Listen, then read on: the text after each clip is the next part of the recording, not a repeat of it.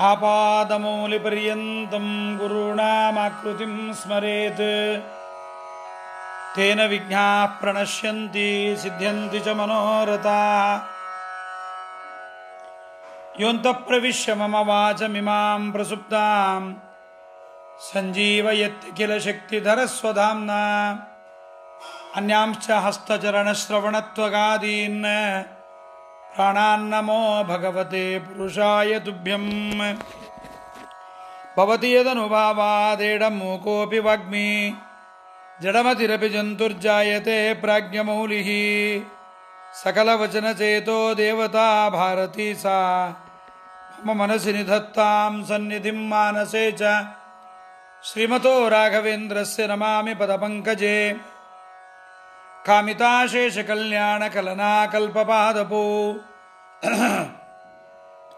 जलज्येष्ठनिभाकारं जगदीशपदाश्रयं जगतीतलविख्यातं जगन्नाथगुरून् भजे। ಹರಿಕಥಾಮೃತಸಾರ ಗುರುಗಳ ಕರುಣದಿಂದಾಪನಿತು ಪೇಳುವೆ ಪರಮ ಭಗವದ್ಭಕ್ತರು ಇದನ್ನು ಆದರದಿ ಕೇಳುವುದು. ಶ್ರೀರಮಣಿಕರ ಕಮಲ ಪೂಜಿತ ಚಾರು ಚರಣ ಸರೋಜ ಬ್ರಹ್ಮ ಸಮೀರವಾಣಿ ಫಣೀಂದ್ರ ವೀಂದ್ರ ಭವೇಂದ್ರ ಮುಖವಿನುತ ನೀರಜ ಭವಾಂಡೋದಯ ಸ್ಥಿತಿ ಕಾರಣನೆ ಕೈವಲ್ಯದಾಯಕ ನಾರಸಿಂಹನೆ ನಮಿಪೆ ಕರುಣಿಪುದೆ ಮಗೆ ಮಂಗಳವ.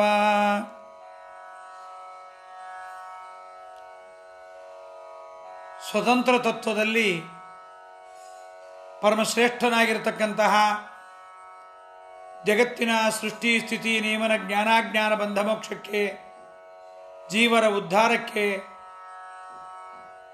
ಅನೇಕ ವಿಧವಾಗಿರತಕ್ಕಂತಹ ಅನುಗ್ರಹವನ್ನು ಮಾಡತಕ್ಕಂತಹ ಪರಮಾತ್ಮನ ಅಪಾರವಾದ ಮಹಿಮೆಯ ಬಗ್ಗೆ ಮಾತೃಕಾ ಸಂಧಿಯಲ್ಲಿ ಜಗನ್ನಾಥದಾಸರು ನಮ್ಮ ದೇಹದ ನಾನಾ ಭಾಗಗಳಲ್ಲಿ ಪರಮಾತ್ಮ ಇದ್ದು ಮಾಡುವ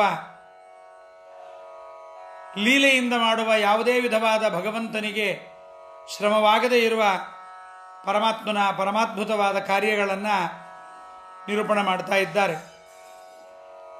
ಇಂತಹ ಪರಮಾತ್ಮನ ಬಗ್ಗೆ ಲಕ್ಷ್ಮೀದೇವಿಯ ಅನಿಸಿಕೆಯನ್ನು ಕೂಡ ಈ ಸಂದರ್ಭದಲ್ಲಿ ಲಕ್ಷ್ಮೀದೇವಿಯು ಕೂಡ ತಿಳಿಯಲಾರಳು. ಅಂಥ ಮಹಾಮಹಿಮನಾಗಿದ್ದಾನೆ, ಅಂಥ ಗುಣವಂತನಾಗಿದ್ದಾನೆ, ಅಷ್ಟು ರೂಪಾತ್ಮಕನಾಗಿದ್ದಾನೆ, ಅಷ್ಟು ಕ್ರಿಯಾತ್ಮಕನಾಗಿದ್ದಾನೆ ಭಗವಂತ ಅನ್ನುವುದನ್ನು ಜಗನ್ನಾಥದಾಸರು ತಿಳಿಸಿಕೊಡ್ತಾ ಇದ್ದಾರೆ. ಅದನ್ನೇ ಪದ್ಯದಲ್ಲಿ ಹೇಳಿದ್ದಾರೆ. 24ನೇ ಪದ್ಯದಲ್ಲಿ ವೇದತತಿಗಳ ಮಾನಿ ಲಕ್ಷ್ಮೀಧರಾಧರನ ಗುಣರೂಪ ಕ್ರಿಯೆಗಳ ಆದಿಮಧ್ಯಾಂತವನು ಕಾಣದೆ ಮನದಿ ಯೋಚಿಸುತ್ತಾದಪನೆ ಈತನಿಗೆ ಪತ್ನಿ ಕೃಪೋದಧಿಯು ಸ್ವೀಕರಿಸಿದನು ಲೋಕಾಧಿಪನು ಭಿಕ್ಷುಕನ ಮನೆಯವು ತಣಕೊಂಡ್ಬಂತೆ. ಇಂಥ ಪರಮಾತ್ಮನ ಬಗ್ಗೆ ಮಹಾಮಹಿಮೋಪೇತಳಾದ ಪರಮಾತ್ಮನ ಅನುಗ್ರಹಕ್ಕೆ ಪಾತ್ರಳಾದ ನಿತ್ಯಮುಕ್ತಳಾದ ಲಕ್ಷ್ಮೀದೇವಿಯು ಕೂಡ ಪರಮಾತ್ಮನನ್ನ ಸಾಕಲ್ಯವನ್ನು ತಿಳಿಲಿಕ್ಕಾಗಲ್ಲ. ಲಕ್ಷ್ಮೀದೇವಿಯೇ ತಿಳಿದಿಲ್ಲ, ನಾವ್ಯಾಕೆ ಪ್ರಯತ್ನ ಮಾಡೋಣ ಅಂತ ಅನ್ನಬಾರದು. ನಮ್ಮ ಯೋಗ್ಯತೆ ಇದ್ದಷ್ಟು ನಾವು ತಿಳಿಲಿಕ್ಕೆ ಪ್ರಯತ್ನ ಮಾಡಿದರೆ ಭಗವಂತ ಅನುಗ್ರಹ ಮಾಡಿ ತನ್ನ ಗುಣಗಳ ರೂಪಗಳ ಕ್ರಿಯೆಗಳ ಚಿಂತನೆಯನ್ನು ನಮಗೆ ಕೊಡ್ತಾನೆ. ಆದ್ದರಿಂದ ಭಗವಂತನ ಗುಣಗಳ ಸಾಮ್ಯವನ್ನು, ಪರಮಾತ್ಮನ ಗುಣಗಳ ಅಂತ್ಯವನ್ನು ಲಕ್ಷ್ಮೀದೇವಿ ಕಾಣಲಿಕ್ಕಾಗಲ್ಲ ಎಂಬತಕ್ಕಂತಹದ್ದನ್ನು ಹೇಳಿದರು.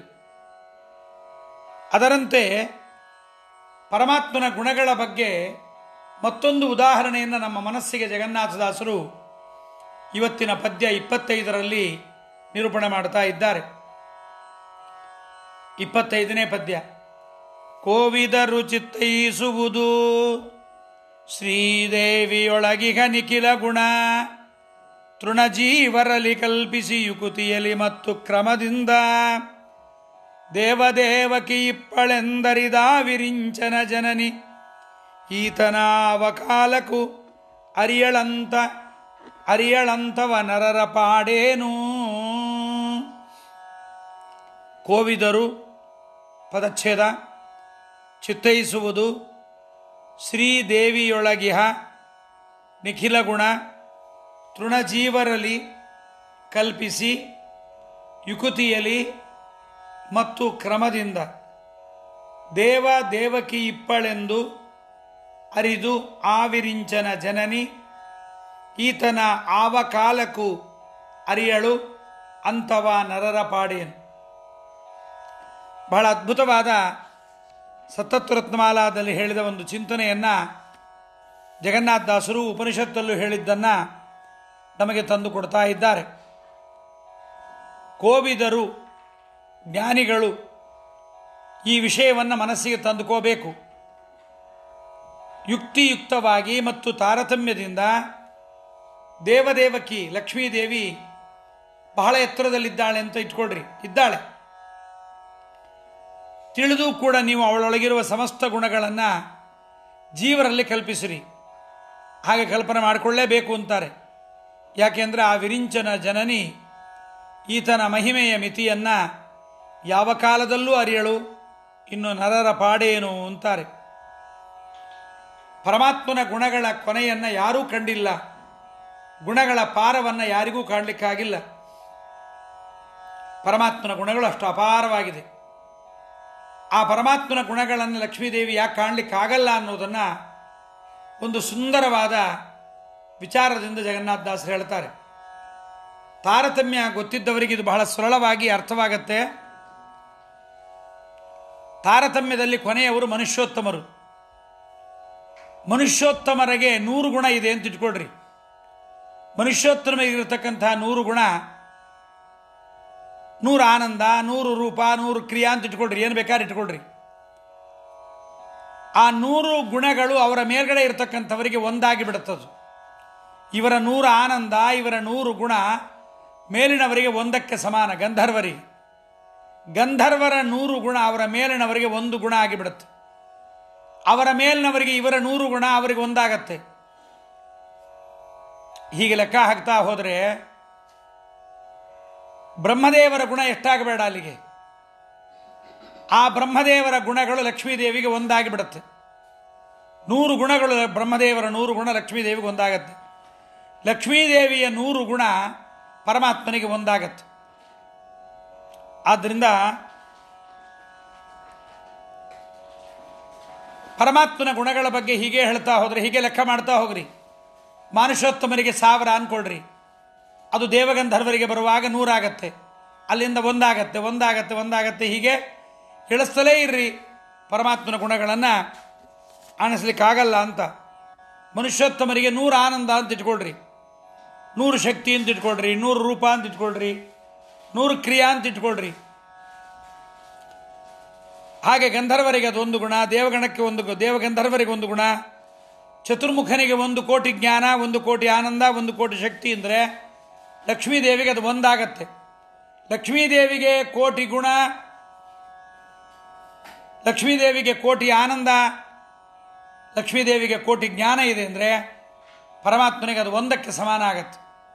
ಅಂದರೆ ಪರಮಾತ್ಮನ ಗುಣ ಎಷ್ಟು ಅಪಾರವಾಯಿತು ನಮ್ಮ ಲೆಕ್ಕದಲ್ಲಿ ಅಂತ ಹೀಗೆ ಲೆಕ್ಕವನ್ನು ಮಾಡಿಕೊಳ್ಳ್ರಿ ಅಂತ ಜಗನ್ನಾಥದಾಸರು ಹೇಳ್ತಾ, ವಿದ್ವಾಂಸರೇ, ಕೋವಿದರೇ, ಚಿತ್ತೈಸುವುದು ಇದನ್ನು ಮನಸ್ಸಿಗೆ ತಂದುಕೊಳ್ಳಬೇಕು. ಪಾಮರರಿಗೆ ಇದು ತಿಳಿಯೋದಿಲ್ಲ. ಯಾಕೆಂದರೆ ಮಣ್ಣಿನಲ್ಲಿ ಧೂಳಿನ ಕಣಗಳು ಎಷ್ಟು ಅಂತ ಮಿತಿ ಇಲ್ಲದೆ ಇರುವಂತೆ ಪರಮಾತ್ಮನ ಮಹಿಮೆಗಳಿಗೆ ಮಿತಿ ಇಲ್ಲ. ಮೇದಿನಿ ಪರಮಾಣ್ವಂಬು ಕಣಂಗಳ ಐದಬಹುದು ಪರಿಗಣನೆಯನು ಮಾಧವನಾನಂತ್ಯಾದ್ಯನಂತಂಗುಣಂಗಳ ಅನಾದಿ ಕಾಲದಿಂದ ಗಣಿತವೆಂಬುದೇ ಫಲವಿದು ಬಾಳ್ದುದಕ್ಕೆ.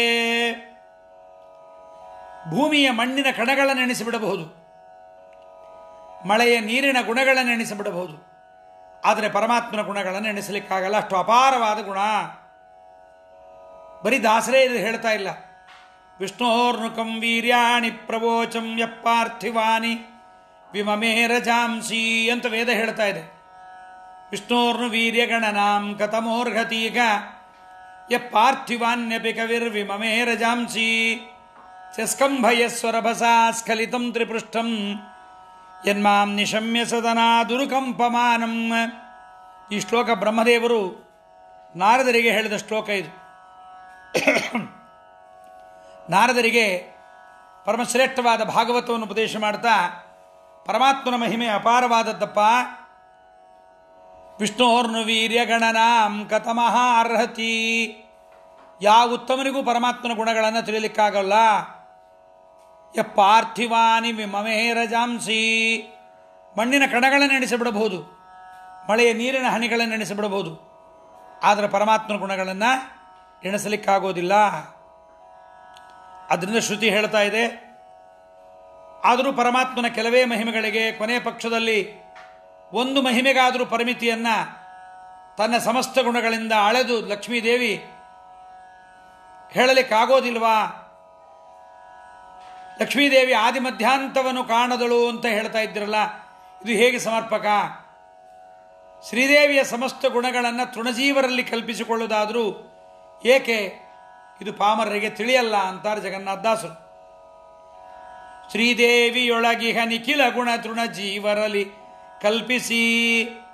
ಮೊದಲಿಗೆ ಶ್ರೀದೇವಿಯ ಲಕ್ಷ್ಮೀದೇವಿಯ ನಿಖಿಲ ಗುಣಗಳನ್ನು ತೃಣಜೀವರಲ್ಲಿ ಕಲ್ಪನೆ ಮಾಡ್ರಿ ಅಂತಾರೆ. ಚತುರ್ಮುಖನಿಗೆ ಬ್ರಹ್ಮದೇವರಿಗೆ 1 ಕೋಟಿ ಜ್ಞಾನ, 1 ಕೋಟಿ ಆನಂದ, 1 ಕೋಟಿ ಗುಣಗಳು ಅಂತ ಇಟ್ಕೊಂಡ್ರೆ ಲಕ್ಷ್ಮೀದೇವಿಗೆ ಎಷ್ಟಾಯಿತು? ಆ ಲಕ್ಷ್ಮೀದೇವಿಯ 1 ಕೋಟಿ ಅದನ್ನು ನೀವು ಕಲ್ಪನೆ ಮಾಡಿಕೊಂಡು ಅದನ್ನು ತೃಣಜೀವರಿಗೆ 1 ಕೋಟಿ ಮಾಡಿದರೆ ಗಂಧರ್ವರಿಗೆ 1 ಆಗತ್ತದು. ಹೀಗೆ ಎಣಿಸ್ತಾ ಇದ್ರೆ ಕೊನೆ ಆಗೋದೇ ಇಲ್ಲ. ಹೇಗೋ ಹಾಗೆ ಯುಕುತಿಯಲಿ ಮತ್ತು ಕ್ರಮದಿಂದ ದೇವದೇವಕಿ ಇಪ್ಪಳೆಂದರಿದು. ದೇವದೇವಕಿ ಅಂದರೆ ಮಹಾಲಕ್ಷ್ಮಿ, ಮತ್ತೆ ದೇವಕಿ ದೇವಿ ಅಲ್ಲ. ದೇವರೆನಿಸ್ತಕ್ಕಂಥವರು ಬ್ರಹ್ಮಾದಿ ದೇವತರಿಗೂ ಸುಖವನ್ನು ನೀಡತಕ್ಕಂಥ ಶ್ರೀಹರಿಯ ಕೀ ಪಟ್ಟಣದ ರಾಣಿಯವಳು. ವಿರಿಂಚನ ಜನನಿ ಮಹಾಲಕ್ಷ್ಮೀ ದೇವಿ ಅಂದ ಮೇಲೆ ಬ್ರಹ್ಮದೇವರೇ ಹೇಳ್ತಾರೆ, ನಾನೇನು ಸಾಮಾನ್ಯ ಅಲ್ಲ, ನಾನು ಸುಳ್ಳು ಹೇಳೋದಿಲ್ಲ, ಸಕಲ ವೇದಾಭಿಮಾನಿ, ನಾನು ವೇದಗಳಿಗೆ ಅಭಿಮಾನಿಯಾಗಿದ್ದೇನೆ, ವೇದಾರ್ಥವನ್ನು ತಿಳಿದಿದ್ದೇನೆ, ವೇದ ಪ್ರತಿಪಾದ್ಯನಾಗಿದ್ದೇನೆ, ರುಚಿಯೋಗಿ ಆಗಿದ್ದೇನೆ, ಪ್ರಳಯೇಪಿ ಪ್ರತಿಭಾತ ಪರಾವರರಾಗಿದ್ದೇನೆ, ಆಖಣಾಶ್ವನಾಗಿದ್ದೇನೆ. ನಾನು ಇಷ್ಟಾದರೂ ಪರಮಾತ್ಮನ ಗುಣಗಳನ್ನು ತಿಳಿಯಲಿಕ್ಕೆ ನನ್ನ ಕೈಲಾಗೋದಿಲ್ಲ ಅಂತ ಬ್ರಹ್ಮದೇವರೇ ಒಪ್ಪಿಕೊಂಡಿರುವಾಗ ಇನ್ನು ಲಕ್ಷ್ಮೀದೇವಿಯು ಕೂಡ ಇದೇ ಮಾತನ್ನು ಹೇಳ್ತಾಳೆ. ಆದ್ದರಿಂದ ಇದು ಯುಕ್ತಿ. ಇನ್ನು ತೃಣಜೀವರಿಂದ ತೊಡಗಿ ಎಲ್ಲ ಚೇತನರ ತಾರತಮ್ಯ ಕ್ರಮವನ್ನು ಆಲೋಚಿಸಿ ನೋಡಿ, ಲಕ್ಷ್ಮಿಯ ಗುಣಗಳನ್ನು ಊಹಿಸಿ ತಿಳಿದುಕೊಳ್ಳ್ರಿ. ಆದರೂ ಶ್ರೀಹರಿಯ ಗುಣಗಳನ್ನು ಲಕ್ಷ್ಮಿಯ ಸಮಸ್ತ ಗುಣಗಳಿಂದ ಅಳೆಯಬೇಕೆಂದರೆ ಲಕ್ಷ್ಮಿಯ ಎಲ್ಲ ಗುಣಗಳನ್ನು ತೃಣಜೀವರಲ್ಲಿ ನಾವು ಪುನಃ ಪುನಃ ಕಲ್ಪಿಸಬೇಕಾಗತ್ತೆ. ಆವಿರಿಂಚನ ಜನನಿ ಈತನ ಅವಕಾಲಕ್ಕೂ ಅರಿಯಳಂತವ. ಆವಿರಿಂಚನ ಜನನಿ, ಆ ಬ್ರಹ್ಮದೇವರ ಮಾತೆಯಾದ ಲಕ್ಷ್ಮೀದೇವಿಯು ಕೂಡ ಪರಮಾತ್ಮನ ಕಾಲ್ಬೆರಳ ಉಗುರಿನ ಗುಣಗಳನ್ನು ಸತತ ಎಣಿಸಿದರೂ ಕೂಡ ಇಷ್ಟು ಅಂತ ಹೇಳಲಿಕ್ಕಾಗಲ್ಲ. ಸುಮಧ್ವಿಜದಲ್ಲಿ ಪಂಡಿತಾಚಾರ್ಯ ಅಂತಾರೆ, ನರಮಾಪಿ ಪದಾಂಗುಲಿ ಲಸನ್ನಕದೂರಾಜದನಂತ ಸದ್ಗುಣಾನ್ ಗಣಯೇದ್ಗಣಯಂತ್ಯನಾರತಂ ಪರಮಾನ್ ಕೋಸ್ಯ ಪರೋ ಗುಣಾನ್ ವದೇತ್. ಅದರಿಂದ ಯುಕುತಿಯಿಂದ ತಾರತಮ್ಯ ಕ್ರಮಾನುಸಾರವಾಗಿ ವಿಚಾರ ಮಾಡಬೇಕು. ಸತ್ವೋತ್ತರತ್ನ ಮಾಲೆ ಹೇಳಿದಂತೆ ಅದು ಹೀಗೆ. ದೇವಿಯ ಸಮಸ್ತ ಗುಣಗಳು ಕೂಡ ಹರಿಯ ಒಂದು ಗುಣದ ಲೇಷವನ್ನು ಅಳೆಯಲಿಕ್ಕಾಗೋದಿಲ್ಲ. ಅವು ಹರಿಯ ಗುಣಗಳ ಮುಂದೆ ತೃಣ ಸಮಾನ. ಅದರಿಂದ ತೃಣಜೀವರಲ್ಲಿ ದೇವಿಯ ಸಮಸ್ತ ಗುಣಗಳು ಒಂದು ವೇಳೆ ಇರೋದಾಗಿದ್ದರೆ ಅಂತ ಮೊದಲಿಗೆ ಕಲ್ಪನೆ ಮಾಡಿಕೊಡ್ರಿ.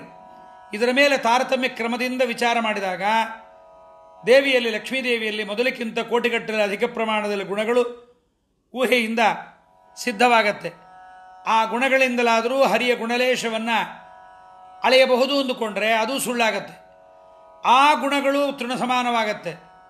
ಅದರಿಂದ ತಿರುಗಿ ಆ ಗುಣಗಳನ್ನು ಪುನಃ ತೃಣಜೀವರಲ್ಲಿ ಕಲ್ಪಿಸಿಕೊಂಡು ತಾರತಮ್ಯಾನುಸಾರ ದೇವಿಯಲ್ಲಿ ಇನ್ನೂ ಹೆಚ್ಚಿನ ಪ್ರಮಾಣದಲ್ಲಿ ಗುಣಗಳನ್ನು ಊಹೆಯಿಂದ ತಿಳಿಯಬೇಕಾಗತ್ತೆ. ಹೀಗೆ ಮತ್ತೆ ಮತ್ತೆ ದೇವಿಯಲ್ಲಿ, ಲಕ್ಷ್ಮೀದೇವಿಯಲ್ಲಿ ಅಧಿಕ ಗುಣಗಳನ್ನು ಊಹಿಸಿಕೊಳ್ಳ್ರಿ. ಅದಕ್ಕೆ ಮತ್ತೆ ಮತ್ತೆ ತೃಣಜೀವರಲ್ಲಿ ದೇವಿಯರ ಗುಣಗಳಿವೆ ಅಂತ ಕಲ್ಪಿಸಿಕೊಳ್ತಾ ಇರ್ರಿ. ಇದಕ್ಕೆ ಕೊನೆಯಾಗೋದೇ ಇಲ್ಲ. ಊಹೆಯಿಂದ ಸಿದ್ಧಿಯಾಗತಕ್ಕಂತಹ ದೇವಿಯ ಗುಣಗಳಿಂದ ಹರಿಯ ಲೇಷ ಗುಣಗಳನ್ನು ಅಳೆಯೋದು ಶಕ್ಯವಾಗೋದಿಲ್ಲ. ದೇವಿಗೆ ಇದು ಶಕ್ಯವಾಗೋದಿಲ್ಲ ಅಂದಮೇಲೆ ಹುಲುಮಾನವರಾದ ನಮ್ಮ ಪಾಡೇನು ಅಂತ. ಅದಕ್ಕೆ ಪಂಡಿತಾಚಾರ್ಯ ಅಂತಾರೆ, ಲಕ್ಷ್ಮೀ ರಕ್ಷೀಣ ದೀಕ್ಷಾ ಗಣಯಿತು ಮನುಪಕ್ರಾಂತ ಸಂವಿದ್ಗುಣಾನಾಂ ಆನಂತ್ಯಾನಿ ಸ್ವಭರ್ತು. ಲಕ್ಷ್ಮೀದೇವಿ ಅವಳು ಅಕ್ಷೀಣ ದೀಕ್ಷಳು. ನಾವು ದೇವರ ಮನೆಯಲ್ಲಿ ಪ್ರವಚನಕ್ಕಾಗಲಿ ಪಾಠ ಓದೋದಕ್ಕಾಗಲಿ ಬಹಳ ಹೊತ್ತು ಕೂತ್ಕೊಂಡು ನಾವು ಗುಣಗಳ ಚಿಂತನೆ ಮಾಡಲಿಕ್ಕೆ ನಮಗೆ ಬರಲ್ಲ. ಆದರೆ ಲಕ್ಷ್ಮೀದೇವಿ ಅಕ್ಷೀಣ ದೀಕ್ಷಳು. ಅವಳಿಗೆ ದೀಕ್ಷೆಯಲ್ಲಿ ಕ್ಷೀಣತ್ವ ಇಲ್ಲವೇ ಇಲ್ಲ, ಸೋಮಾರಿತನ ಇಲ್ಲವೇ ಇಲ್ಲ. ಅಂತ ಲಕ್ಷ್ಮೀದೇವಿ ಪರಮಾತ್ಮನ ಗುಣಗಳ ಕೊನೆಯನ್ನು ಕಾಣಲಿಲ್ಲ ಅಂದಮೇಲೆ ತೃಣಮನುಜರಾದ ಸಾಮಾನ್ಯರಾದ ನಮ್ಮ ಪಾಡೇನು? ಇಷ್ಟೆಲ್ಲ ಭಗವದ್ರೂಪಗಳ ಚಿಂತನೆಯನ್ನು 25 ಪದ್ಯಗಳಿಂದ ಹೇಳ್ತಾ ಪರಮಾತ್ಮನ ಗುಣ ರೂಪ ಕ್ರಿಯೆಗಳ ಕೊನೆ ಇಲ್ಲ ಅಂತ ಎಂಬುವ ದೊಡ್ಡ ವಿಚಾರವನ್ನು ಲಕ್ಷ್ಮೀದೇವಿ ಚಿಂತನೆ ಮಾಡ್ತಾಳೆ ಎಂಬುದನ್ನು ನಮಗೆ ಇಲ್ಲಿ ಜಗನ್ನಾಥದಾಸರು ನಿರೂಪಣೆ ಮಾಡಿಕೊಡ್ತಾ ಇದ್ದಾರೆ. ಇದಾದ ಮೇಲೆ ಕೋವಿದ ರುಚಿತ್ತೈಸುವುದು ಶ್ರೀದೇವಿಯೊಳಗಿಹ ನಿಖಿಲ ಗುಣ ತೃಣಜೀವರಲಿ ಕಲ್ಪಿಸಿ ಯುಕುತಿಯಲಿ ಮತ್ತು ಕ್ರಮದಿಂದ ದೇವದೇವಕಿ ಇಪ್ಪಳೆಂದರಿದಾವಿರಿಂಚನ ಜನನಿ ಗೀತನ ಆವಕಾಲಕ್ಕೂ ಅರಿಯಳಂತವ ನರರ ಪಾಡೇನು. ಹೀಗೆ 25ನೇ ಪದ್ಯದಲ್ಲಿ ವಿಷ್ಣೋರನಂತ ರೂಪೇಶು ಏಕಾಂಶಸ್ಯಾಪ್ಯನಂತಕಾಹ ತದೇಕಾಂಶಾಂಶಕಸ್ಯಾಪಿ ಯಾವದ್ಬ್ರಹ್ಮವದೇವ ಹೀ ಅಂತ ನಾರಾಯಣ ಪ್ರಕರಣದಲ್ಲಿ ಭಗವಂತನ ಗುಣದ ಬಗ್ಗೆ ಈ ಚಿಂತನೆಯನ್ನು ನಮಗೆ ಕೊಟ್ಟಿದ್ದಾರೆ. ಇದಾದ ಮೇಲೆ ಮುಂದಿನ ಪದ್ಯ 26ನೇ ಪದ್ಯ. ಕ್ಷೀರದಧಿನವನೀತ ಘೃತದೊಳು ಸೌರಭರ ಸಾಕ್ವಯ ನೆನೆಸಿ ಶಾಂತಿ ರಮಣ ಜ್ಞಾನೇ ಜ್ಞಾನಕ್ರಿಯೇಚ್ಛಾಶಕ್ತಿ ಎಂದೆಂಬ ಈರೆರಡು ನಾಮದಿಂದಲಿ ಕರೆಸುವ ಭಾರತಿ ವಾಗ್ದೇವಿ ವಾಯು ಸರೋರುಹಾಸನರಲ್ಲಿ ನೆಲೆಸಿಹರೆಲ್ಲ ಕಾಲದಲ್ಲಿ. ಈ ಪದ್ಯ ಇಲ್ಲಿ ಯಾಕೆ ಬಂತು ಅರ್ಥ ಆಗ್ತಾ ಇಲ್ಲ. ಇದು ಬಹುಶಃ ಭೋಜನ ರಸ ವಿಭಾಗ ಸಂಧಿಯಲ್ಲಿ ಇರಬೇಕಾಗಿತ್ತು, ಏನೋ ಗೊತ್ತಿಲ್ಲ. ಕಿವಿಯಿಂದ ಬರುವಾಗ ಒಬ್ಬೊಬ್ಬರು ಹೇಳುವಾಗ ವ್ಯತ್ಯಾಸವಾಗಿ ಬಹುಶಃ ಸೇರಿಕೊಂಡು ಬಂದಿದೆ ಅಂತ ಅನ್ನೋಣ. ಅಂದರೆ ತುಂಬ ಹಿಂದಿನವರಾದ ವ್ಯಾಸದಾಸ ಸಿದ್ಧಾಂತ ಕೌಮುದಿಕಾರರು, ಸಂಕರ್ಷಣ ಒಡೆಯರು, ಇತ್ತೀಚಿನವರಾದ ಪದ್ಮನಾಭದಾಸರು ಎಲ್ಲರೂ ಇದೇ ಪದ್ಯವನ್ನು ಇದೇ ಸಂಧಿಯಲ್ಲೇ ಸೇರಿಸಿಟ್ಟಿದ್ದಾರೆ. ಇದು ಊಟಕ್ಕೆ ಸಂಬಂಧಪಟ್ಟ ಭೋಜನ ಪ್ರಕ್ರಿಯೆಗೆ ಸಂಬಂಧಪಟ್ಟದ್ದಿದು. ಆದರೂ ದೇಹದಲ್ಲಿ ಸುಖ ಬರಬೇಕಾದ್ರೆ ಹೇಗೆ ಕ್ಷೀರ ದಧಿ ನವನೀತ ಘೃತದೊಳು ಕ್ಷೀರದ ಕೊನೆಯ ಭಾಗ ಹೇಗೆ ಘೃತವೋ ಹಾಗೆ ಭಗವಂತನ ಚಿಂತನೆ, ಪರಮಾತ್ಮ ಹಾಗಿರ್ತಾನೆ ಅನ್ನೋದರ ಬಗ್ಗೆ ಹೇಳಲಿಕ್ಕೆ ಹೊರಟಿದ್ದಾರೆ ಅಂತ ಸಂಕರ್ಷಣ ಒಡೆಯರು ಇದಕ್ಕೆ ಸಮಾಧಾನ ಮಾಡಿಕೊಂಡಿದ್ದಾರೆ. ಅಲ್ಲೇ ವ್ಯಾಖ್ಯಾನ ಮಾಡಿದ್ದಾರೆ, ಶ್ಲೋಕ ತೆಗೆದಿಲ್ಲ. ಆದರೂ ನಾವು ಚಿಂತನೆ ಮಾಡಬೇಕಿದನ್ನು. ಅನೇಕ ಶ್ಲೋಕಗಳು ಹೀಗೆ ಬೇರೆ ಬೇರೆ ಕಡೆಗೆ ಪ್ರಕರಣಕ್ಕೆ ಅದನ್ನು ಸಂಬಂಧಿಸೋದು, ಪ್ರಕರಣದಲ್ಲೇ ಅದನ್ನು ವ್ಯಾಖ್ಯಾನಿಸೋದು ಬಹಳ ಔಚಿತ್ಯ ಹೇಗಾಗತ್ತೆ ಎಂಬುದನ್ನು ಚಿಂತನೆ ಮಾಡಬೇಕಾಗಿದೆ. ಇದಾದ ಮೇಲೆ ಕ್ಷೀರದಧಿನವನೀತ ಘೃತದೊಳು ಸೌರಭರ ಸಾಕ್ವಯ ನೆನೆಸಿ. ಪದಚ್ಛೇದ. ಕ್ಷೀರ, ದಧಿ, ನವನೀತ, ಘೃತದೊಳು, ಸೌರಭ, ರಸಾಹ್ವಯ ನೆನೆಸಿ, ಶಾಂತಿರಮಣ, ಜ್ಞಾನ ಕ್ರಿಯಾ ಇಚ್ಛಾಶಕ್ತಿ ಎಂದೆಂಬ ಈರೆರಡು ನಾಮದಿಂದಲೇ ಕರೆಸುವ ಭಾರತಿ ವಾಗ್ದೇವಿ ವಾಯು ಸರೋರು ಹಾಸನರಲ್ಲಿ ನೆಲೆಸಿಹರೆಲ್ಲ ಕಾಲದಲ್ಲಿ.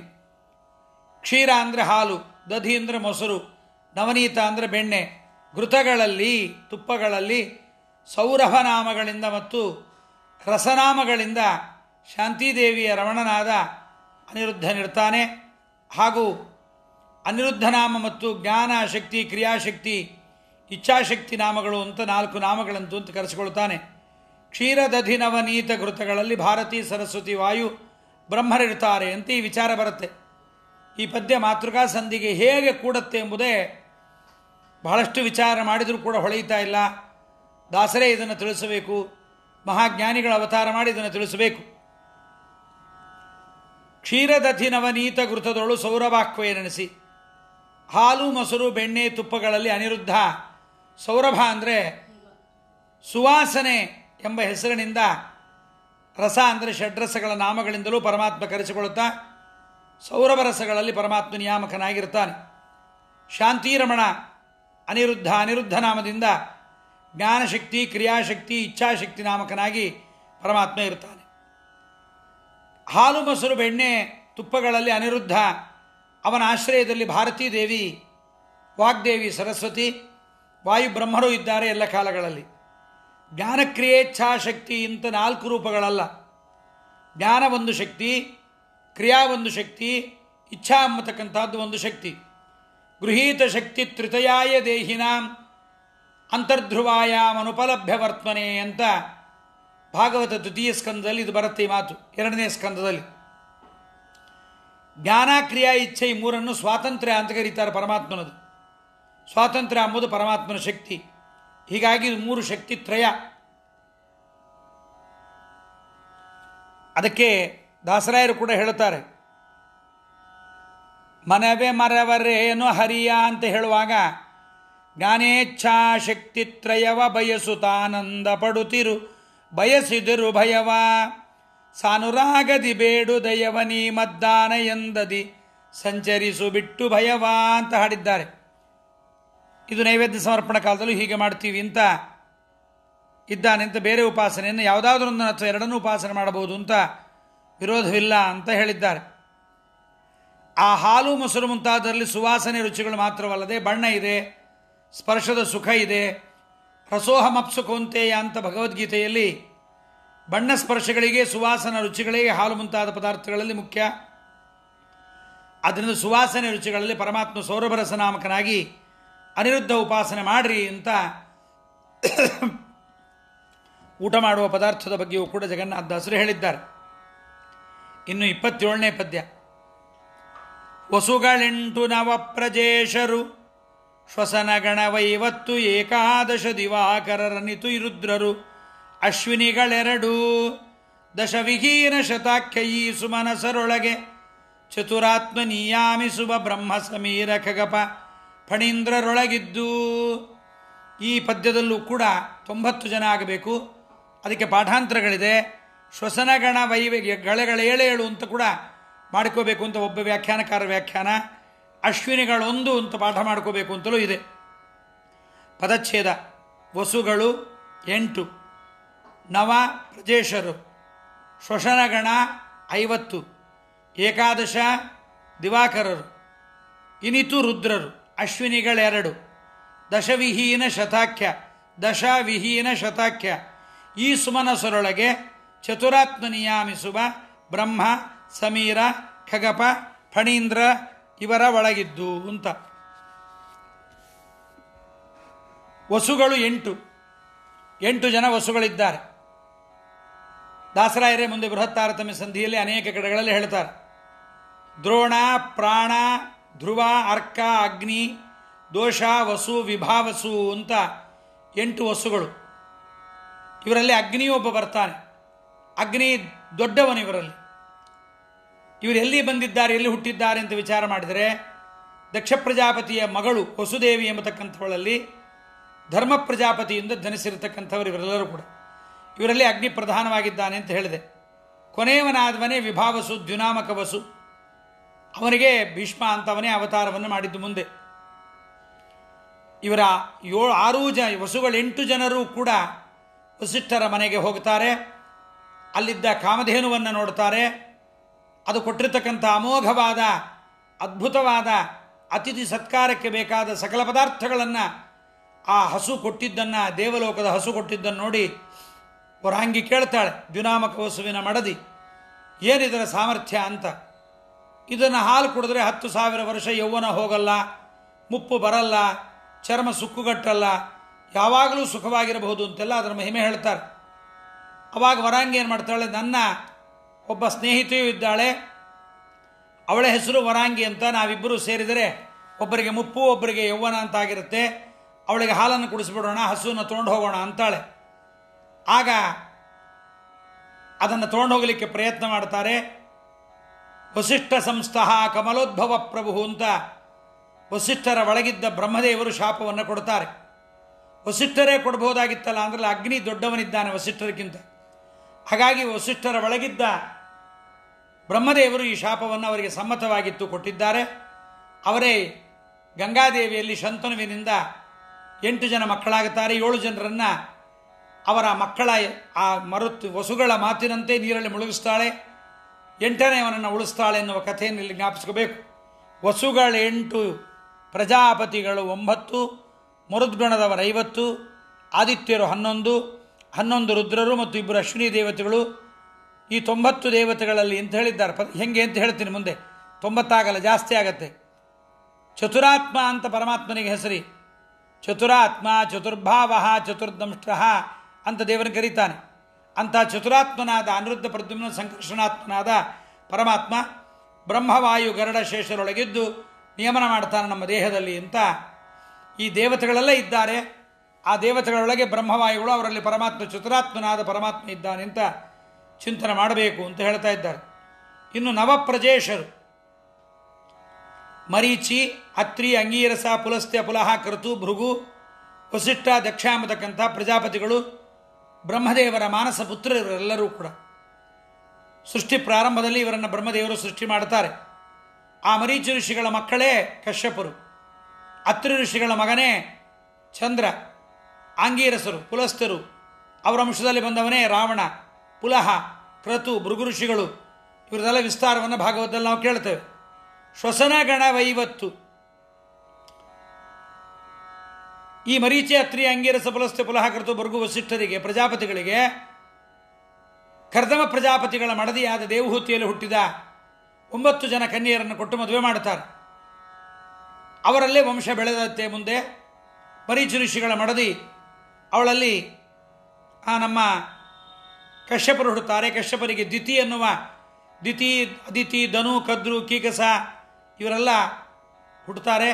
ಆ ಕಶ್ಯಪರಿಗೆ ದಕ್ಷ ಪ್ರಜಾಪತಿ ತನ್ನ ಮಗಳಾಗಿರ್ತಕ್ಕಂಥ ಇವರನ್ನೆಲ್ಲ ಕೊಟ್ಟಿರ್ತಾನೆ. ಇದು ನವಪ್ರಜೇಶರ ವಿಚಾರ ಆಯಿತು. ಶ್ವಸನಗಣ ವೈವತ್ತು ಅಂತ ದಕ್ಷ ಪ್ರಜಾಪತಿ ಇದ್ದಾನಲ್ಲ, ದಕ್ಷೋಂಗುಷ್ಟಾತ್ ಅಂತ ಬ್ರಹ್ಮದೇವರ ಅಂಗುಷ್ಟದಿಂದ ಹುಟ್ಟಿರ್ತಕ್ಕಂಥ ದಕ್ಷ ಪ್ರಜಾಪತಿ. ಆ ದಕ್ಷ ಪ್ರಜಾಪತಿ ತನ್ನ ಮಗಳಾದ ದಿತಿದೇವಿಯನ್ನು ಮರೀಚಿ ಋಷಿಗಳ ಮಕ್ಕಳಾಗಿರತಕ್ಕಂಥ ಕಶ್ಯಪರಿಗೆ ಕೊಡ್ತಾನೆ. ಕಶ್ಯಪರಿಂದ ದಿತಿದೇವಿ ಗರ್ಭಧಾರಣೆ ಮಾಡ್ತಾಳೆ. ಪುಂಸವನ ಅನ್ನತಕ್ಕಂಥ ವ್ರತವನ್ನು ಮಾಡಿ ಇಂದ್ರನನ್ನು ಕೊಲ್ಲುವ ಮಗ ಬೇಕು ಅಂತ ಪ್ರಯತ್ನ ಮಾಡ್ತಾಳೆ. ಆದರೆ ವ್ರತದಲ್ಲಿ ವ್ಯತ್ಯಾಸವಾದಾಗ ಇಂದ್ರ ಗರ್ಭ ಪ್ರವೇಶವನ್ನು ಮಾಡಿ ಅಮೋಘವಾದ ಗರ್ಭವನ್ನು ಛೇದನ ಮಾಡ್ತಾನೆ. 7 ಆಗತ್ತೆ. 7 ಮತ್ತೆ 7 ಮಾಡಿದಾಗ 49 ಆಗತ್ತೆ. ಮತ್ತಿಲ್ಲಿ ದಾಸರಾಯರು ಶ್ವಸನಗಣ 50 ಅಂತ ಹೇಗೆ ಹೇಳಿದ್ದಾರೆ ಅಂತಂದರೆ ಅದಕ್ಕೆ ಹೀಗೆ ಅರ್ಥ. 49 ಮಂದಿ ಮರುದ್ಗಣ, ಇವರ ಹೆಸರನ್ನು ಕೂಡ ಶಾಸ್ತ್ರದಲ್ಲಿ ಹೇಳಿದ್ದಾರೆ. ಜಗನ್ನಾಥದಾಸರು ಕೂಡ ಮರುದ್ಗಣ ದೇವತೆಗಳ ಹೆಸರನ್ನು ಒಂದು ದೇವರ ನಾಮದಲ್ಲಿ ಹೇಳಿದ್ದಾರೆ. ಅವರೆಲ್ಲ ದಿತಿದೇವಿಯ ಮಕ್ಕಳಾಗಿದ್ದರು. ಇಂದ್ರದೇವರನ ಜೊತೆಗೆ ಸೇರಿ ಸೋಮಪಾನಾರ್ಹರು ಅಂತ ಸೇರಿಕೊಂಡಿದ್ದಾರೆ. ಆದ್ದರಿಂದ ಇಂದ್ರನ ಜೊತೆಗೆ ಸೇರಿಸಿ ಜಗನ್ನಾಥದಾಸರು ಶ್ವಸನಗಣ 50 ಅಂತ ಅಂದಿದ್ದಾರೆ. ಇನ್ನು ಮುಂದೆ 11 ದಿವಾಕರರು,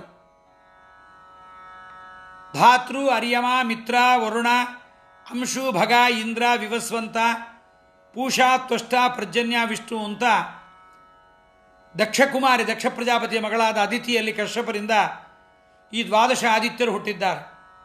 ಆದರೆ ಜಗನ್ನಾಥದಾಸರು 11 ರುದ್ರರು ಅಂದ್ರಲ್ಲ, ದಿವಾಕರರು ಅಂದ್ರಲ್ಲ. ಹೇಗೆ ಅಂದರೆ ಅವರಲ್ಲಿ ಕೊನೆಯವನಾಗಿರ್ತಕ್ಕಂಥ ವಿಷ್ಣು ಏನಿದ್ದಾನಲ್ಲ, ಸಾಕ್ಷಾತ್ ಭಗವಂತ, ಅವನಾಗಲೇ ಮೇಲೆ ಕಕ್ಷದಲ್ಲಿ ಬಂದಿದ್ದಾನೆ.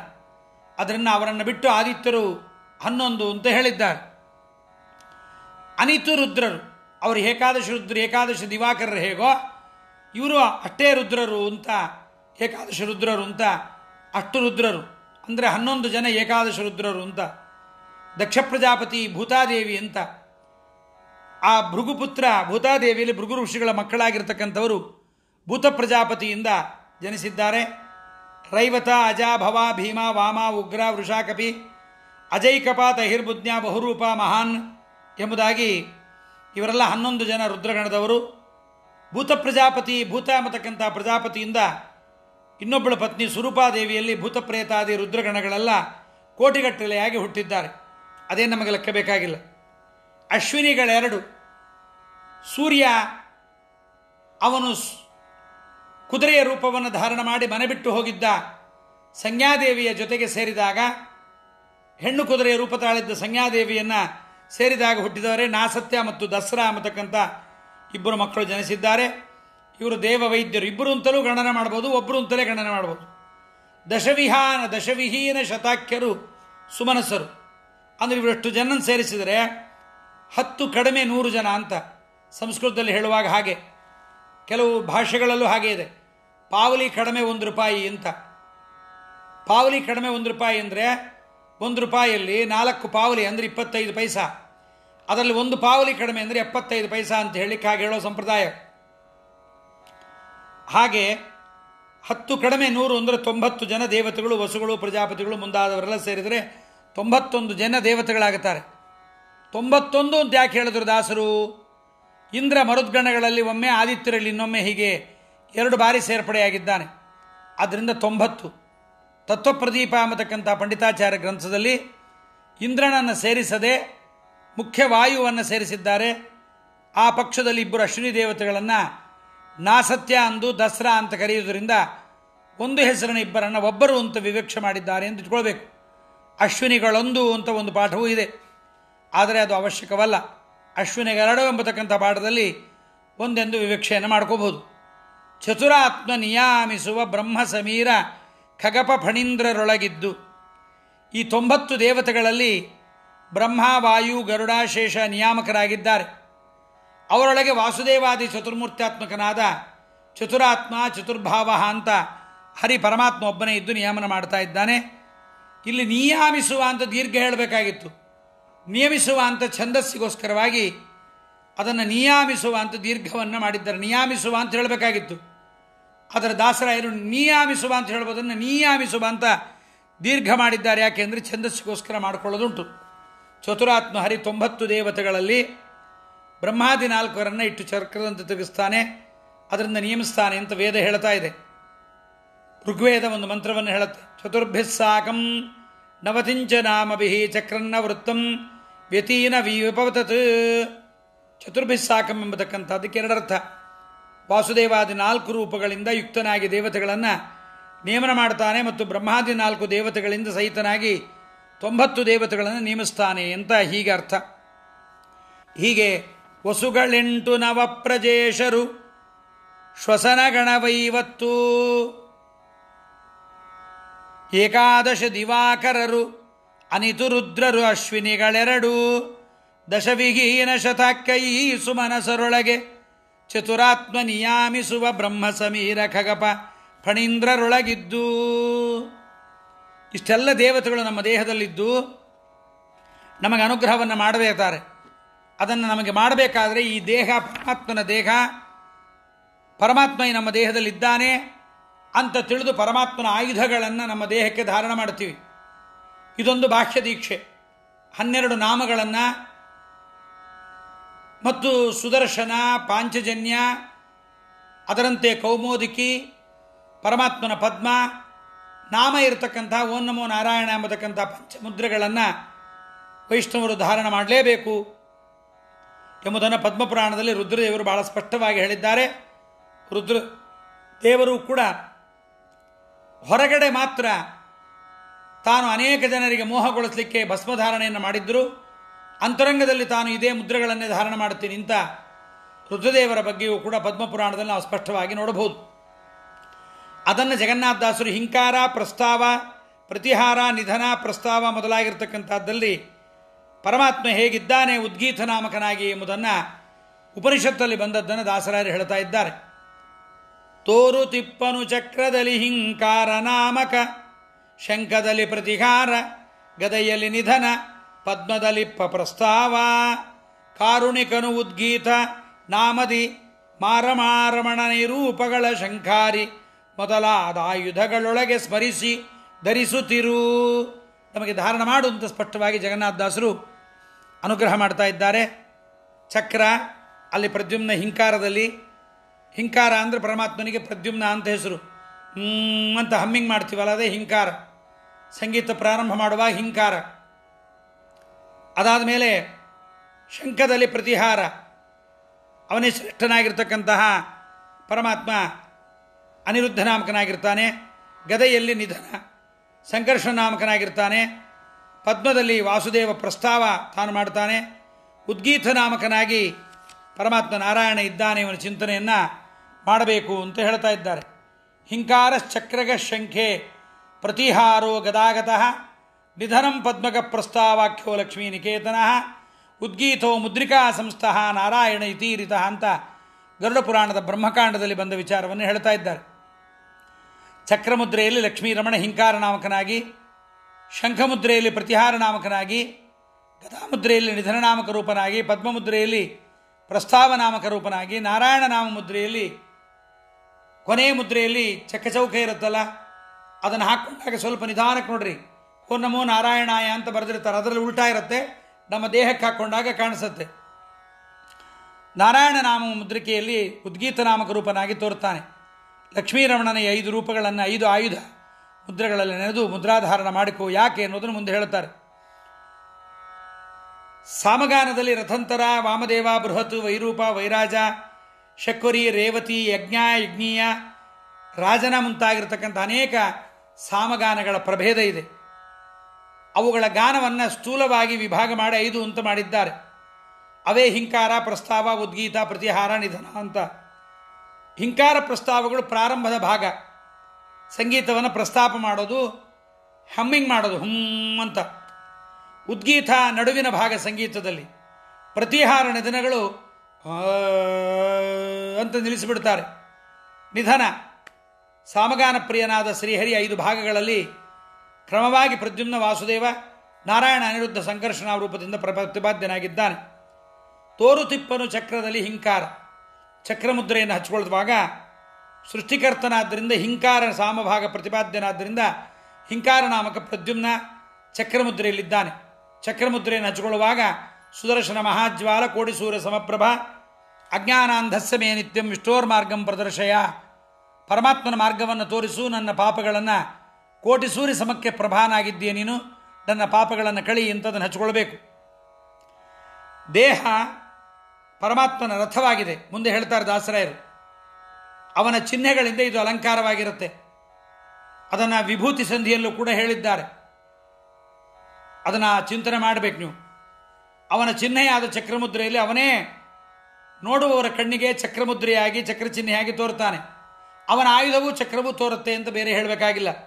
ಅದಕ್ಕೆ ಸುದರ್ಶನ ಅಂತ ಪರಮಾತ್ಮಗೆ ಸುದರ್ಶನ. ತಾನೇ ಚಕ್ರವಾಗಿ ತಾನೇ ಚಕ್ರದಲ್ಲಿದ್ದು ನೋಡುವವರಿಗೆ ಹಾಗೆ ದರ್ಶನವನ್ನು ಕೊಡ್ತಾನೆ. ಅಜ್ಞಾನವನ್ನು ಪರಿಹಾರ ಮಾಡಿ ಮೋಕ್ಷ ಮಾರ್ಗವನ್ನು ಕೊಡಿಸುತ್ತೆ ಅದು ಪರಮಾತ್ಮ ಮುದ್ರೆ. ಜ್ಞಾನವನ್ನು ಕೊಡುತ್ತೆ. ಹಿಂಕಾರ ಅಂದರೆ ಸೃಷ್ಟಿಕರ್ತ. ಪ್ರದ್ಯುಮ್ನ ಸೃಷ್ಟಿಯನ್ನು ಮಾಡ್ತಾನೆ, ಕೃತಿಪತಿಯಾಗಿರ್ತಕ್ಕಂಥವನು. ಸಾಧನ ಶರೀರವನ್ನು ಕೊಡ್ತಾನೆ. ಅದರಲ್ಲಿ ಜ್ಞಾನವನ್ನು ಸುದರ್ಶನ ಚಕ್ರ ನಮಗೆ ಈ ದೇಹದಲ್ಲಿ ಉಂಟು ಮಾಡುತ್ತಿದೆ. ಏನೋ ಸುಮ್ಮನೆ ಹಚ್ಕೊಳ್ಳೋದಲ್ಲ, ಜ್ಞಾನ ಬರಲಿ, ಇದು ದೇವರ ದೇಹ ಅಂತ ಚಿಂತನೆಗೋಸ್ಕರವಾಗಿ ಹಚ್ಕೊಳ್ಳೋದು. ಏನೋ ಮಾಧುರಾಗಿ ಹುಟ್ಟುಬಿಟ್ಟಿದ್ದೀವಲ್ಲ, ಹಚ್ಕೊಳ್ಬೇಕಲ್ಲ ಅಂತ ಇದರಿಂದಲ್ಲ. ಪ್ರತಿಹಾರ ಅಂದರೆ ಶಂಖದಲ್ಲಿ ಪ್ರತಿಹಾರ, ಎಲ್ಲವನ್ನ ಅವರಿಗೆ ಯೋಗ್ಯವಾದ ಕರ್ಮಗಳಲ್ಲಿ ತೊಡಗಿಸೋದು ಪ್ರತಿಹಾರ. ಭಗವಂತ ಸ್ಥಿತಿಕರ್ತ, ಅನಿರುದ್ಧ. ಆದ್ದರಿಂದ ಅವನು ಏನು ಮಾಡ್ತಾನೆ, ಮೋಕ್ಷಯೋಗ್ಯರನ್ನು ಸಾಧನ ಶರೀರದಲ್ಲಿ ಮೋಕ್ಷ ಸಾಧನೆಯಲ್ಲಿ ತೊಡಗಿಸ್ತಾನೆ, ಸಾಧನ ಶರೀರವನ್ನು ಕೊಟ್ಟು. ಪ್ರತಿಹಾರ ಎಂಬತಕ್ಕಂಥ ಸಾಮಭಾಗದಲ್ಲಿ ಪ್ರತಿಪಾದ್ಯನೂ ನಿಯಾಮಕನೂ ಈ ಪರಮಾತ್ಮ ಆಗಿದ್ದಾನೆ, ಅನಿರುದ್ಧ. ಪಾಂಚಜನ್ಯ ಧ್ವನಿ ತವನಾದೇನ ಪಾತಾಲೆ. ನಾವು ಪಾಂಚಜನ್ಯದ ಪೂಜೆ ಮಾಡುವಾಗ ಗರ್ಭಾದೇವಾರಿ ನಾರೀಣಾಂ ವಿಶೀರ್ಯಂತೆ, ಶಾಂಖವನ್ನು ಊದಿದರೆ ದೈತ್ಯರು ಮನೆ ಬಿಟ್ಟು ಹೋಗ್ತಾರಂತೆ. ದೇವಪೂಜಾ ಕಾಲಗಳಲ್ಲಿ ಇದನ್ನು ಮಾಡ್ತಾರೆ. ಪಾಂಚಜನ್ಯವನ್ನು ದೇವರು ಊದಿದಾಗ ಯಾವ ಕುರುಕ್ಷೇತ್ರದಲ್ಲಿ ಹೃದಯ ನಿವ್ಯದಾರಯತ್ ಅಂತ ಬರೀತಾರೆ. ಶತ್ರುಗಳ ಹೃದಯ ಸೀಳಿ ಹೋಯ್ತಂತೆ. ಪಾಂಡವರ ಕಡೆ ಇದ್ದವರಿಗೇನೂ ಆಗಲಿಲ್ಲ ನೋಡ್ರಿ. ಪಾಂಚಜನ್ಯಂ ಋಷಿಕೇಶ ದೇವದತ್ತಂ ಧನಂಜಯ ಪೌಂಡ್ರಂ ದದ್ನೋ ಮಹಾಶಂಕ ಭೀಮಕರ್ಮ ವೃಕೋದರ.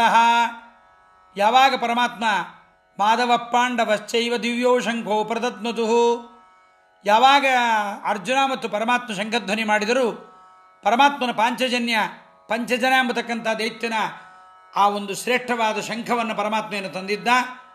ಗುರುಪುತ್ರರನ್ನು ತರಲಿಕ್ಕೆ ಹೋದಾಗ ಅದೇ ಪಾಂಚಜನ್ಯ, ಅದರ ಮುದ್ರೆಯನ್ನು ನಾವು ಧಾರಣ ಮಾಡುತ್ತೇವೆ. ಮೋಕ್ಷ ಮಾರ್ಗದಲ್ಲಿ ಬರತಕ್ಕಂಥ ವಿಘ್ನವನ್ನು ಪರಿಹಾರ ಮಾಡಿ, ದುಷ್ಟಶಕ್ತಿ ಪಾಪ ಅದನ್ನು ಪರಿಹಾರ ಮಾಡುತ್ತೆ. ಅದರ ಧ್ವನಿಯಿಂದ ಸಕಲ ಪಾಪಗಳು ನಾಶವಾಗಿ ನಮಗೆ ಮೋಕ್ಷ ಮಾರ್ಗದಲ್ಲಿ ನಿರಾತಂಕವಾಗಿ ನಡೆಯುವಂತೆ ಶಂಖ ಮಾಡುತ್ತೆ. ಅದು ಅದರೊಳಗಿರುವ ಪ್ರತಿಹಾರ ನಾಮಕನಾದ ಅನಿರುದ್ಧನ ಕಾರ್ಯ. ಅವನಿಗೆ ನಿರೋಧ ಅನಿರೋಧ, ಪರಮಾತ್ಮನಿಗೆ ವಿಘ್ನ ಇಲ್ಲ, ನಿರೋಧ ಇಲ್ಲ. ಭಕ್ತರಿಗೆ ನಿರೋಧ ವಿಘ್ನವಿಲ್ಲದಂತೆ ಮಾಡ್ತಾನಾದ್ದರಿಂದ ಶಂಖದಲ್ಲಿ ಪ್ರತಿಹಾರ ನಾಮಕ ಪರಮಾತ್ಮ ಇದ್ದಾನೆ. ಪಾಂಚಜನ್ಯ ನಿಜಧ್ವಾನ ಧ್ವಸ್ತಪಾತಕ ಸಂಚಯ.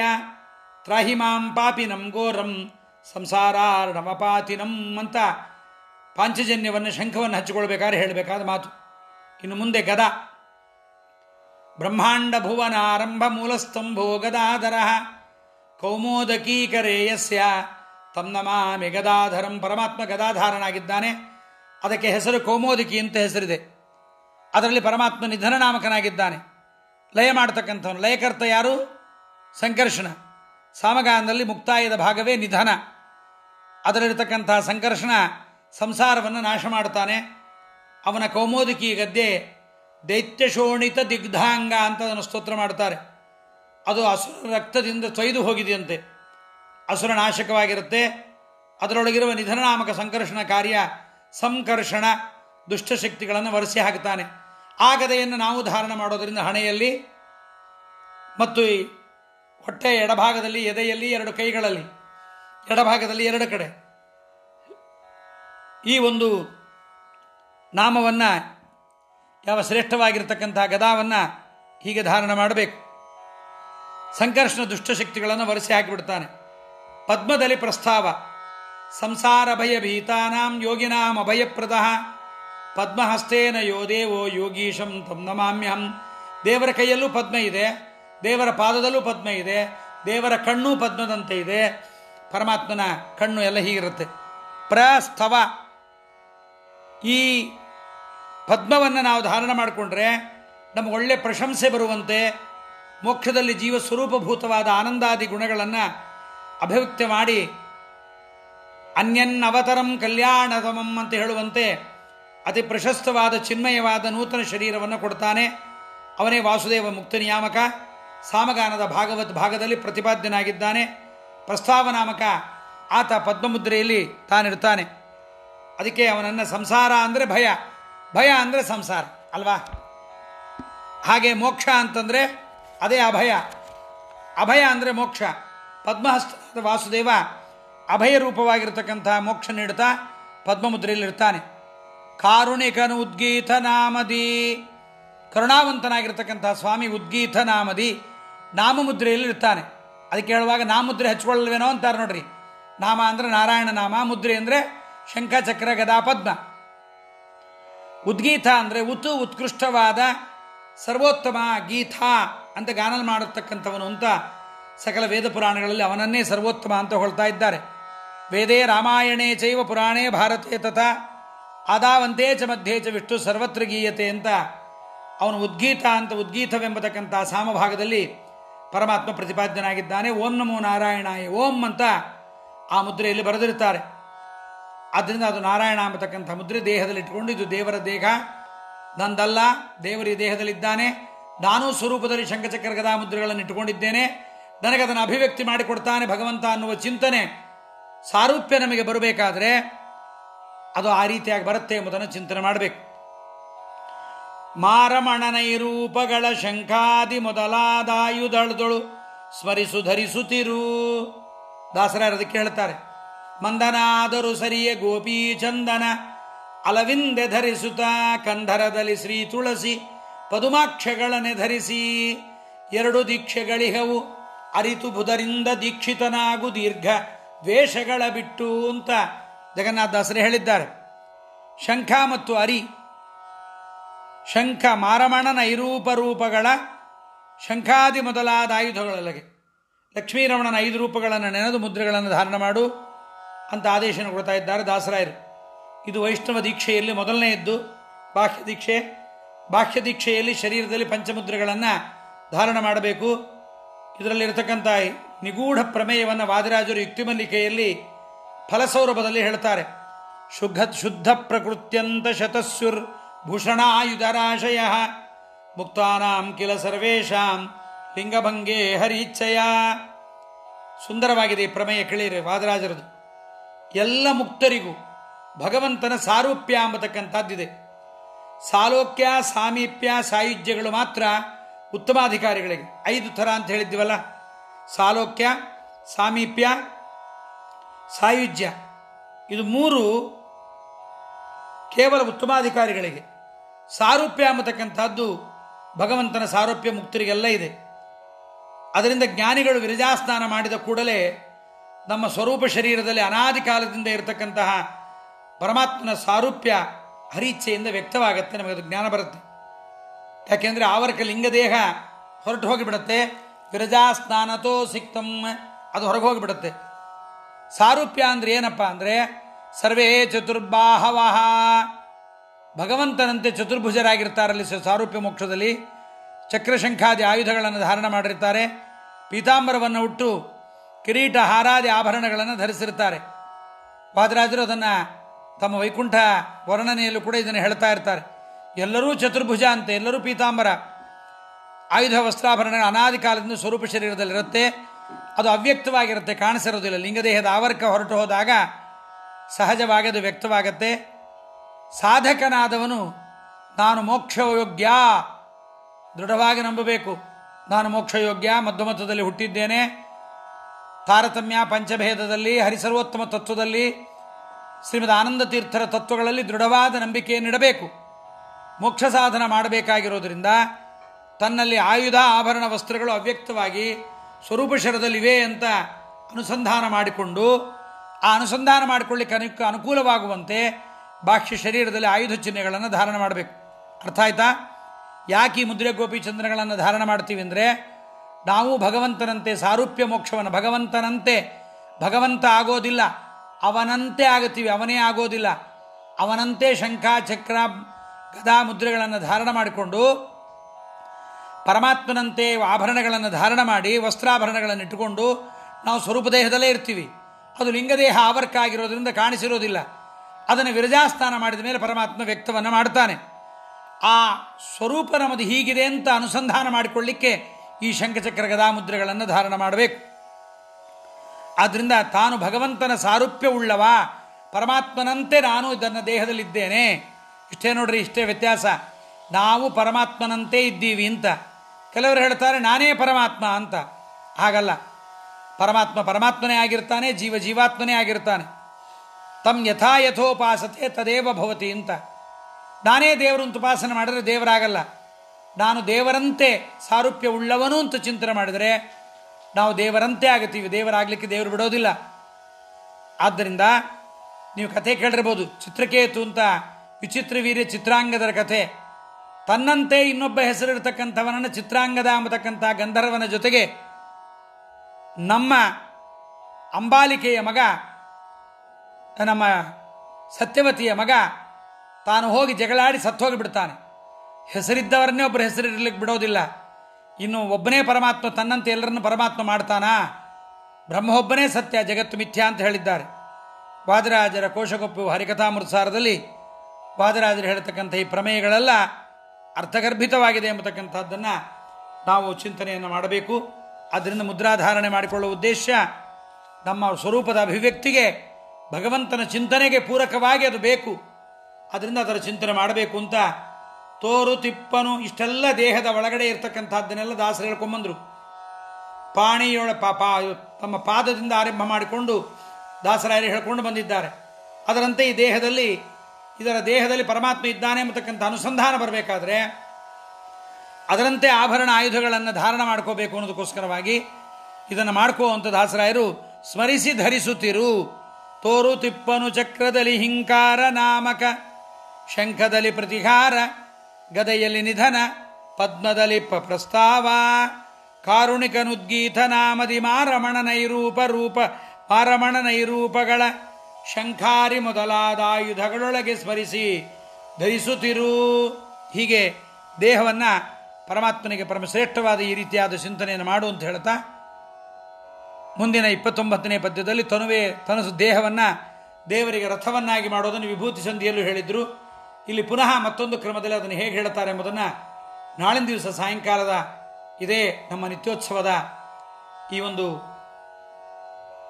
ಬ್ಯಾನರ್ ಅಡಿಯಲ್ಲಿ ನಾಳೆ ಪುನಃ ಶ್ರವಣ ಮಾಡೋಣ. ಇವತ್ತಿನ ಈ ಪ್ರವಚನವನ್ನು ಭಾರತೀಯ ರಮಣ ಮುಖ್ಯ ಪ್ರಾಣ ಅಂತರ್ಗತ ಜಗನ್ನಾಥ ವಿಠ್ಠಲಾಭಿನ್ನ ಲಕ್ಷ್ಮೀ ನರಸಿಂಹದೇವರಲ್ಲಿ ಅರ್ಪಣೆ ಮಾಡೋಣ. ಶ್ರೀ ಕೃಷ್ಣಾರ್ಪಣ ಮಸ್ತು. ಹರಿಯೇ ನಮಃ. ಕಾಯೇನ ವಾಚ ಮನಸೇಂದ್ರಿಯರು ಬುದ್ಧ್ಯಾತ್ಮನಾವಾಂಶುತ ಸ್ವಭಾವಂ ಕರೋಮಿ ಯದ್ಯ ಸಕಲಂ ಪರಸ್ಮೈ ನಾರಾಯಣ ಏತಿ ಸಮರ್ಪಯಾಮಿ. ಹರಯೇ ನಮಃ.